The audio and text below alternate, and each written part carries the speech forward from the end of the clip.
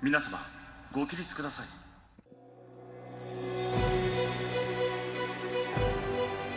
Konnichiwa, Paralympics fans and lovers of Shuklistan, and welcome to Keep the Flame Alive, the podcast for fans of the Olympics and Paralympics. I am your host, Jill Jarrett, joined as always by my lovely co-host, Allison Brown. Allison, konnichiwa. Konnichiwa, I've missed you. I've missed you I too. I think this is the longest we haven't spoken to each other, certainly in the pandemic, possibly since we started the show. Yeah, likely. Like we took a whole week off and was very little contact between us. We're all still okay. We are in one piece. We're back on Tokyo time. For better or for worse. For better or for worse, yes. And so today it was the opening ceremonies for the Paralympic Games. Very exciting. We will break it down for you. But before we get to today's action, we want to tell you about our Kickstarter campaign. We surprisingly got media accreditations for the Winter Olympics and Paralympics in Beijing. Those are, my notes say less than 200 days, but it's closer to like 150. It's really getting close. But we are really excited for the opportunity to go, except for the fact that we had to figure out a way to get there. And we are an independent podcast on a shoestring budget, and those shoestrings aren't long enough to extend to cover on the ground coverage at Beijing. So we are having a Kickstarter campaign, and we need your support to get this accomplished. You can find out more about our campaign, check out our supporter bonuses, such as we're having pins made up for Beijing, and we are sending postcards from Beijing. So check out those bonuses and more at kickstarter.com/profile/flamealivepod.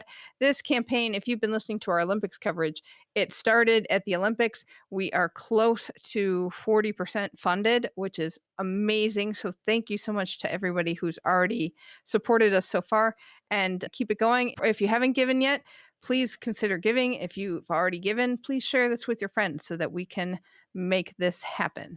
Again, that's kickstarter.com/profile/flamealivepod. All right, opening ceremonies. We had an actual, a real opening ceremonies compared to the Olympics.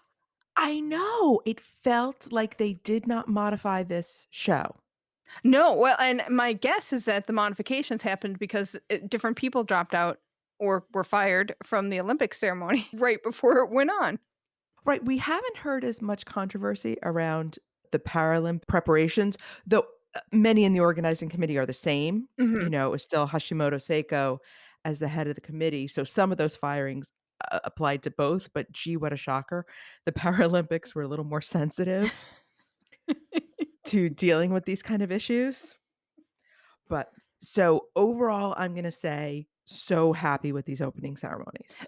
I think they were beautiful. And they had a concept of we have wings, the big overarching story, which I loved how they did this because they had a story that went through that thing. So you saw a little segment of the story and then it went away and they had ceremonial stuff going on. And then you brought the story back. So it wasn't like a big chunk of performance. It was just sprinkled in throughout.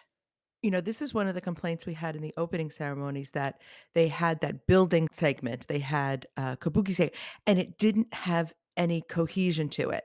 And this one-winged plane story was cohesion throughout. And it was a beautiful story. Yes, it was heavy-handed and the metaphor was obvious. Fine, I don't care. It worked because it's an opening ceremony. You can't do nuance and subtlety in a stadium built for 65,000 people. Right.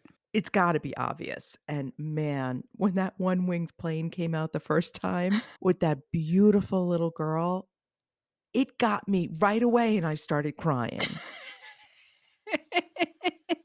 And I'm like, "Come on, they haven't even done the little story yet and you're already crying. This is gonna be a long ceremony." Well, so the theme was we have wings, and it was set in Para Airport.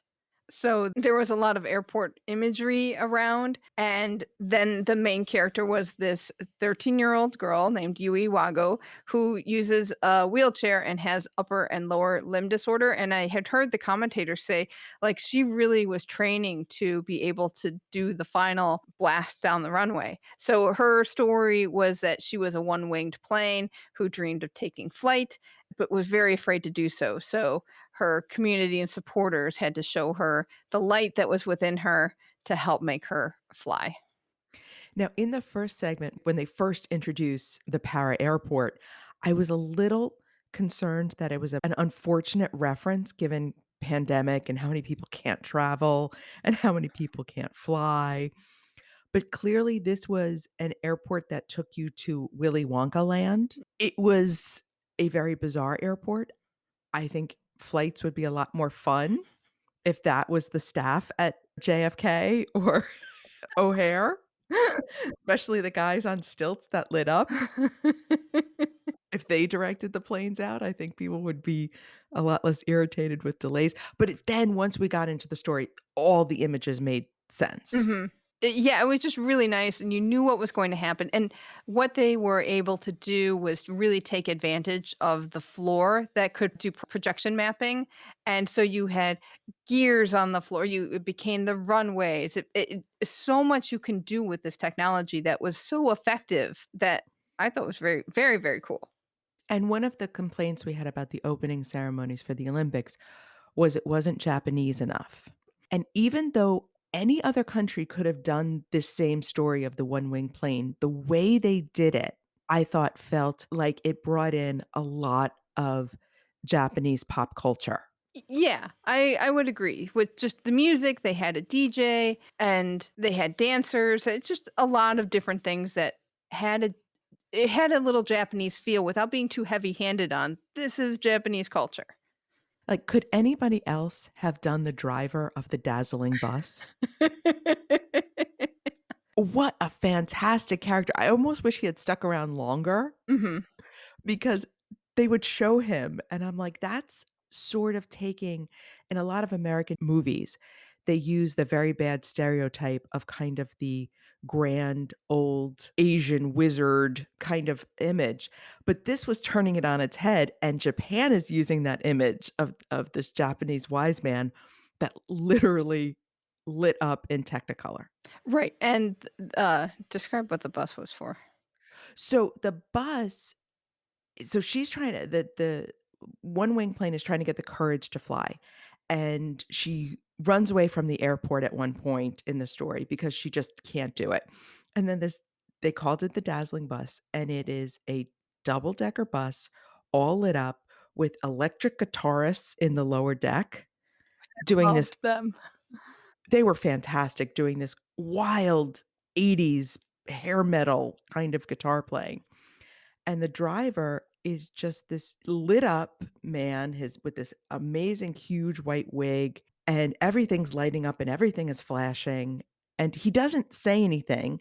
He just makes this face like, "You can do it." I just love the whole image. And again, yes, it was heavy-handed, but it's an opening ceremony. It has to be obvious. Right, and I think the big question for me was, okay, is she just going to race down the runway and they'll do the takeoff via light imagery, or are they going to actually manage to hook her up to wires and cables and make her fly? That was my one disappointment that she didn't actually fly. I said, I mean, we've got the technology. We have a dazzling bus. We have a light up floor. Can we make her get off the ground?" But they did it with lights and imagery. So that was my one tiny little Right, disappointment. right, because so many opening ceremonies we've seen over and over again, the little kid main character flying through the air for some reason or another, and I agree with you, I was kind of sad that they couldn't make her physically fly, but she did get to propel herself down as much as she could down this runway, and the lighting effects were really, really cool. That's the one thing, like, "Oh, they did such a good job with the lighting," versus would be cool to see her fly. Okay. So the pop culture references that I wrote down in terms of what this show was a combination of, it was a steampunk Tommy Starlight Express at Charlie's Chocolate Factory. That's pretty good. I want the light up guy who's on stilts to be at JFK next time I gotta fly out, man. I will trust him with my luggage. Hmm. So, some of the other elements of the show were they went through the sports via video. And just a couple days ago, I thought, oh, it would be awesome if they brought back the kinetic performer to do the kinetic pictograms again. While it didn't necessarily fit in with the whole story, I mean, they could have put it in place of this video, but I kind of wondered if the opening ceremonies and the for the Olympics and the Paralympics were kind of siloed from each other. So I would say they absolutely were, given how different the different 2 feel. shows were. And it kind of made me sad that they couldn't repeat that element because it was so cool. And it would be so interesting to see it done for the Paralympics. But the video made more sense Mhm. with the way the show was put together. It did, and it was quick, it showed a little glimpse of all of the sports and got that out of the way right away so that we could focus the rest of everything on the story and the We the 15 campaign that the Paralympics has started. Okay, so can we talk about that video? Mhm. That is honestly one of the best disability advocacy videos I have ever seen, and I've seen a lot of them, strangely enough. It was so clever because they start off with all these classic tropes of superhero, inspiring, and then they totally reject it. And I love there's a girl at the beginning, I was like, "Yeah, superhero, huh." And then they go into, "No, we go on first dates, we have heartbreak." The best was when they have the couple and they're like, "We get lucky." I'm like, there are gonna be so many people who are uncomfortable with that moment, and they should be, because they don't think of people with disabilities as having a romantic life. Mhm. And, we go on first interviews and we get jobs. Really great campaign. I'm so glad that they launched it with this Paralympics. Mhm. And I think it's the next step. First we've kind of developed the Paralympics into this inspiring thing, and now we're going to launch it into it's just part of everyday life. Right, and the International Paralympic Committee partnered with a number of organizations and agencies and business to bring this campaign to life, and the 15 represents the fact that 15% of the world's population has a disability, and it's to shed light on that, and it's got that color purple as the big color in this campaign, and all around the world, buildings were lit up. So, like in Rome, the Colosseum was lit up, big skyscrapers and big cities were lit up. It's really nice that the world is coming together to shed light on this fact and bring awareness and hopefully wash away a lot of the stigma that disabled people face. And when we started doing Paralympic interviews, Mhm. talking to Paralympians, we both had a pretty high level of discomfort Mhm. that Exactly. we were gonna screw it up. Wait, And wait, wait. We had. I still have it. and every time we talked to somebody, they reminded us, "No, we're just an athlete like everybody else." Mhm. And that was the important part of the story, not the disability, and that's what this campaign is all about, which I love, which is true, which is fair, which points out our prejudice to seeing the other. Right. So somehow seeing a person with a disability, they have to be a superhero or they have to be inspiring. No, they can just be your neighbor who doesn't bring in his trash cans, and that's fine. Okay, so other elements of the ceremony. Uh, Parade of Nations, again, walked through the center so that the athletes congregated there. I don't think there was hardly anybody in the stadium. Maybe some media and a few dignitaries, but it was again empty. The stands will be empty throughout the games, except for they're going to have school children there. Parade of Nations, they were moving really fast. They were. It was just about as fast as the Olympic one. Oh, I thought it was faster because they were coming in from 2 entrances. I didn't notice that. You could either come in from the left or the right and then sort of into the middle and around, Mhm. and it just seemed like this country, this country, this country, and yes, the contingents are smaller, but still, Yeah, I liked it going faster, it was actually. really hard to keep up and, like, Fair take enough. notice of, okay, so who are the athletes in this well, A, take in the clothes. Let's be honest, let's take in the uniforms because some of them were the same as what the Olympic athletes had. Some were complementary to what Olympic athletes had, and some seemed different than what I remember from the Olympics opening ceremony, and there were a lot of really cool things. I couldn't keep up with it. Did you have a favorite outfit that you took note? Romania had flag-colored bow ties for the men. That was interesting. Angola, or as Ahmed Fareed on the US feed said, Algona. Oh, no. Yes. But you know what? I felt bad for him more than criticizing him because we've all done that and he's on live television.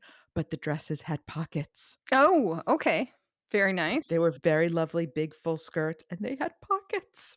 And you know, every woman who put on this dress was like, it's beautiful and it has pockets. The Chinese delegation was very interesting to me because usually when we think of a Chinese delegation, we think of the dominant color being red. And this time it wasn't. There was a red tie, white shirt, turquoise blazer. And I thought it was very striking. The Lithuanian box of highlighters was back, but not the Latvian walking disco shower curtain. But The the check dresses were Oh, back. yes, I noticed the check, but you know what? To me, this time it looked not dated, but it looked like old school in an interesting way. Like, I mean, there were several countries that had nods to a folk costume or a native costume, but this almost seemed like it was old all of a sudden. I don't know why. Maybe just because we talked about it so That much. could be. Did you see the Your Croatian dresses? Yes. The red with a little asymmetrical hemline, knee length, one panel that was red and white checked. I thought those were so cool. Your favorite Poland fans were Yes, back. yes, exactly. Their Um, dresses were lovely as well. Were they the same? Because I didn't remember mm-mm, them I don't looking like think that. so, but they were No. white with, like, red belts, correct? But the shape of them was very flowing Mhm, and looked great in motion. mhm. An early front runner was Cape Verde, who had these polo shirts with asymmetrical blocks on them that looked like the logo, the blocks that made up the Paralympic logo, and I thought that was very cool. I liked how Aruba had the ombre effect again from the nod to their Olympic thing. Their flag bearer had lovely blue hair. I saw that. And that's the only Aruban athlete. The flag bearer for Panama had this beautiful dress, flowered dress, white flowered with one strap and then kind of a sleeve slash it almost looked like a shawl effect on the other shoulder. And Ver that similar embroidery that we talked about from the Mexican Olympic outfits. Right, and they had those again, except for a lot of the Mexican athletes who walked in had on the vest version of that and a white T-shirt underneath it, and I seriously thought they worked in an airport. Well, they were on They brand. were on brand. Once I figured out it was Mexico, like, "Oh, but I still love that look." The Italian pizza logo was Mhm. back. Couldn't change that one. Hmm. And the US came out in jeans. Ankle pants. Hot, boring. You know who didn't have ankle pants? Sri Lanka. Did you notice their pants? They were very long and flowy, and one leg was blue and the other leg was maroon with a stripe that looked like their flag. I thought they were very elegant. You know who else was in the opening ceremonies? Who? Some seeing eye dogs. Or I shouldn't say seeing eye dogs. They were support animals. They could have been for various disabilities. Well, if I was And on the Paralympic social media, if I was on 2 things, if I was on their social media, I would be making sure I got pictures of all of the support animals. I would also be putting that in the fan zone because there is nothing in the fan zone except for voting on Visa favorite moments. yeah, given how good the Olympic fan zone was, Mhm. you could have shared. One last thing I wanna say about actually 2 things about the Parade of Nations. New Zealand made a big point of not coming to the opening ceremonies, and they specifically released a statement saying, "We are not coming to the opening ceremonies because other countries are not adhering to health and safety protocols." Wow. They were the only country who specifically made a public statement. Lots of countries sent very small delegations to the opening ceremonies. Fair, but they actually came out and said, "Nope, other people aren't following the rules. We're not taking a chance." Very interesting. The other moment that got me was when they brought the Afghanistan flag in. Oh, what a sad story. Heartbreaking. So Afghanistan did qualify a team, including their first female Paralympian, but because of the political unrest and the takeover by the Taliban, the athletes couldn't get there. I assume they couldn't even leave Afghanistan. And so the Paralympic Committee chose to march the flag in anyway, because they should have been there. And that was another thing that made me cry.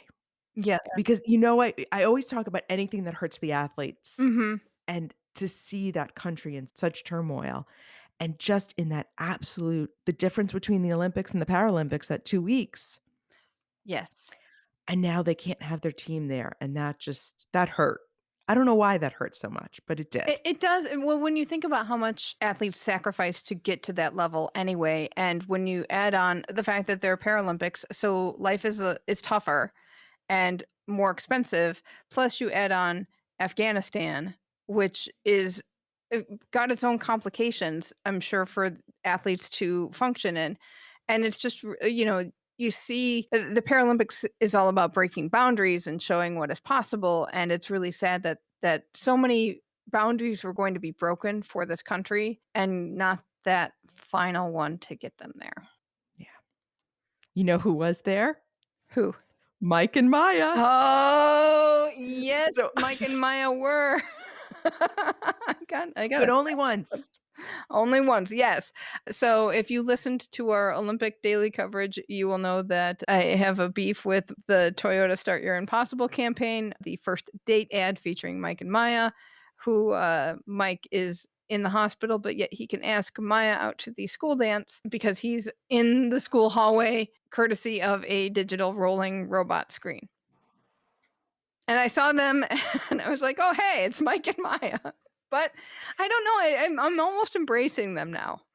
Well, on the one hand, I felt like it was a little bit tone deaf to use the broken leg and the robot for the Paralympics. Hmm.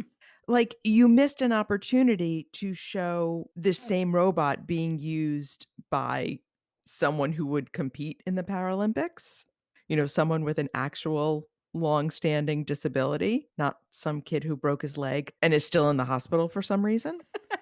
And I don't know where I'm gonna go because you know what commercial we saw more and really hated was the Nike Play Now campaign.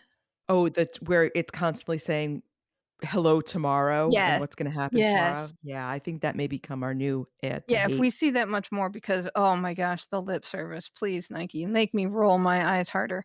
Oh, a couple things I wanted to bring up. One, Ireland again, giving a respectful bow to the host nation as they entered. Australia did the same thing. I heard some other nations did as well. So it was very nice that that touch was included again. We have not talked about the cast members lining up on the aisles when With the propellers on their heads? yes, with the propellers on our heads, and all I could think of was the Olympics got very cool anime themed outfits, and what these cast members got were white outfits with, like, a panel that went down to about their knees in front that had purple diagonal stripes, so it was white and purple stripes, and then they had beanies on their heads with giant propellers because they were part of the airport. And and then Ben came in and he's like, "Well, maybe they're also a guide to, like, give visually impaired people, a little more of a visual cue that's a bigger cue to see." But the propellers were black. Or maybe they were Purple and dark white. purple. Maybe he was going with the purple and white stripes on the things, but the propellers really got me. I do not know how every athlete did not walk over and just whack one of those propellers to make them spin. There is no way there wasn't some smart alecky American who did not whack somebody's propeller. There is no way. And if it wasn't the Americans, it was the Australians. Andrew Parsons did not talk as long as T-Bach did. He was great, and he really used his speech to introduce We the 15 as a campaign. It felt like Andrew Parson, being so fantastically Brazilian, wanted to jump out of his skin. He was so excited. Yeah, he I definitely think has he can convey more passion, I think. Just that's part of his being than right. T-Bach. So he was a lot of fun, and I realized we do not have a nickname for Andrew Parsons, and we need to come up with one. So that will be my goal for this Okay. Paralympic, to come Okay. up with, because I adore him. I think he's fantastic. If you've seen Phoenix Rising, the film about the Paralympics, and you do not fall in love with him, I do not understand you. Well, we will work on that. The emperor was there to open the games. I have to say, what we can learn, the announcer said, "Stand for the emperor," and I just instinctively went, "Stand if you are able." I was thinking the same thing. There was a part of my brain going, "Oh, goodness, no." And then again, that's our able-bodied brain.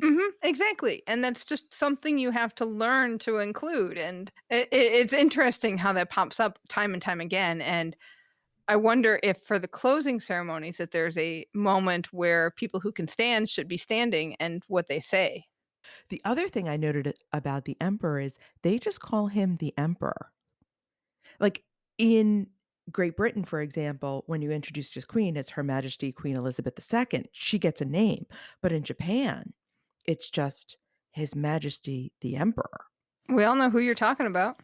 Apparently, and that it's I thought that was an interesting little element that says something about Japanese culture, and maybe I'm reading too much into it, but just that idea of authority Mm, is more the role, not the person. mm, interesting. And did he look so happy to be there? Because remember, his father was the crown prince at the time that Tokyo had the Paralympics in '64, and apparently was very involved in raising the profile of that. So we have some familial connection, and he attended the Olympics and the Paralympics as a very small child in '64. And with Tokyo being the first city to host the Paralympics twice, it's a big deal. Right, so there was a little glint in his eye that I did not see at the Olympics. Very nice. And again, maybe I'm just falling in love with the emperor and seeing things that aren't there, but I wonder if that's, again, the idea of the role is bigger than the man, that he sees the connections over time. And if he doesn't, I will give them to him. Okay, and then finally we had the flame in that beautiful torch, which is emblematic of the cherry blossom in Japan. Flame came from Stokes Mandeville. The final runners of the torch relay were powerlifter Karen Morisaki, wheelchair tennis player Yui Kamiji, and bocce player Shinsuke Uchida. So it was three people lighting the flame together, and the flame kind of worked its way through the stadium, and these three athletes rolled up a ramp and kind of around the cauldron, which I thought was a really cool visual element, especially from the air. And then you had all three of them lighting the cauldron at the same time, again with the beautiful flower opening up. When you know closing, they're gonna do my Mhm. closing of the flower again, so, gee, I'm already preparing 2 weeks ahead of time for when I'm gonna cry again. But they made a comment in, at least in the American broadcast, about the importance of the number 3 in the ceremony. So the 3 agitos of the symbol of the Paralympics, and then they had a triple rhythm and a clapping, and then the 3 torchbearers all coming together. So that was a nice continuation of that. Yes. Though again, Ahmed Fareed and Chris Waddell in the American television had a little odd comment because Chris Waddell said how you don't wanna rush the moment of going up to the cauldron, Mhm. but there's this, feeling that when you're nervous, you move quickly, and then they show a shot of the 3 people in their wheelchairs working really hard to get their wheelchair up the ramp, kind of like, "I don't think they're speed rolling here, Chris." And if Ahmed said athletes one more time, if I have to listen to him say athletes over the next 2 weeks, I might, in fact, lose my mind. Duly noted. We'll keep count. It was about 487 And that's in on the day one. openings, and that was on day 1. All right. Anything else about the opening ceremony?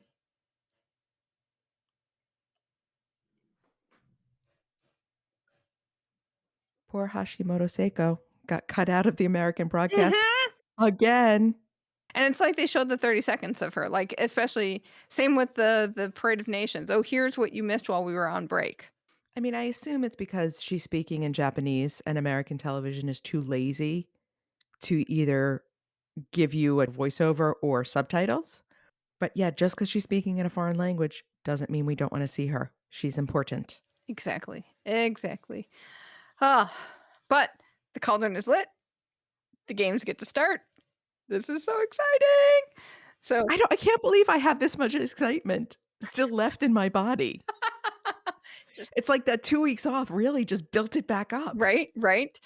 We want to take a second to give a special thank you to our Patreon patrons whose ongoing financial support. A, it means the world to us. B, it helps cover the cost of the show. During the Olympics, we got some new patrons. Thank you so much for joining, because that means we are able to offer transcripts of episodes starting today with Paralympics. If you would like to make an ongoing contribution to the show, please check us out at patreon.com/flamealivepod. I got some exciting news via Twitter. Our Shukhlastani Giles Long told us that NBC signed up to use the Lexi graphical system to explain the different classes in competition. I was so excited that they jumped on board with this. It's such a great system, and it's all about making it easy for viewers to understand the very complicated classification system for para athletes. So take a look. If you're in America on American television, you will see the little figures in the corner. So that's super exciting. We have Shukhlastani Watch. Very exciting. Yes. So table tennis player Millie Tapper will be starting a group round play in the women's competition. Very good. I'm excited to watch her in action. And that means it's time to say sayonara. Super excited. I don't know what to watch. TV's on from 9 p.m. to 9 a.m. What am I going to do? Not sleep is what you're going to do. Oh, yeah. I'm already looking forward to that. So, as always, you can email us at flamealivepod@gmail.com. Text or voicemail us at 208-352-6348. That's 208-FLAME-IT. Please don't forget our Kickstarter and help us reach the goal of bringing you on-the-ground coverage at Beijing. That's kickstarter.com/profile/flamealivepod. I am on Twitter. Allison's on Insta and Facebook. Those are all at Flame Alive Pod. And we keep the Flame Alive podcast group on Facebook, which is already hopping with Paralympics talk. So please come and join us there as we go out to music by Mercury Sunset. Thank you so much for listening. And until tomorrow, keep the flame alive.